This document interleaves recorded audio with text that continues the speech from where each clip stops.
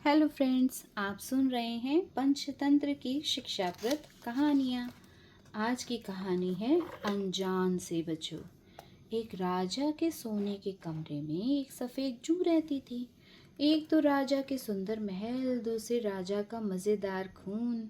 जू को भला और क्या चाहिए था। महलों में रहने वालों का तो जीवन वैसे ही सुखी होता है। किसी प्रकार से उस कमरे में खटमल घुस आया था। जू ने खटमल को राजा के पलंग में घुसते देखकर कहा, अरे भाई, तुम राजा के बिस्तर में कैसे घुस आए? कहीं राजा को पता चल गया तो हम दोनों की खैर नहीं, इसलिए तुम यहाँ से शीघ्र चले जाओ। खटमल बड़ा ही चालाक था। उसने दोनों हाथ जोड़ते हुए कहा, हे बहन, देख लो, घर आए शत्रु के साथ भी ऐसा व्यवहार नहीं करते। कहा भी गया है, आइए विराजिए, ये आसन है, दम लीजिए। बहुत दिनों से आए, कहाँ रहे? कहो कुशल से रहे। ऐसे शब्दों से घर आए मेहमान का स्वागत करते हैं। विद्वानों द्वारा गृहस्थियों का यह धर्म कहा गया है। और मैंने आज तक अनेक प्रकार के छोटे बड़े इंसानों का खून पिया है, जिसमें खट्टा, मीठा, कड़वा सभी प्रकार के खून थे, किंतु आज तक मैंने किसी राजा का खून नहीं पीकर देखा। यदि तुम कहो तो मैं कुछ दिनों के लिए तुम्हारा मेहमान बनकर राजा के खून का आनंद ले लूं। खटमल की मीठी मीठी बातों में जू आ गई। उसने कहा, देखो भाई, मैं इस राजा का खून बड़े ही विचित्र ढंग से और प्यार से चूसती हूँ, इसलिए तुम्हें भी इतनी ही होशियारी से ये काम करना होगा। बहन, तुम किसी प्रकार की चिंता मत करो।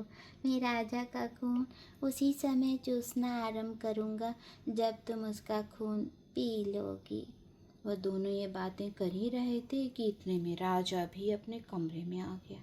जैसे ही राजा पलंग पर बैठा तो खटमल के मुंह में पानी भर आया।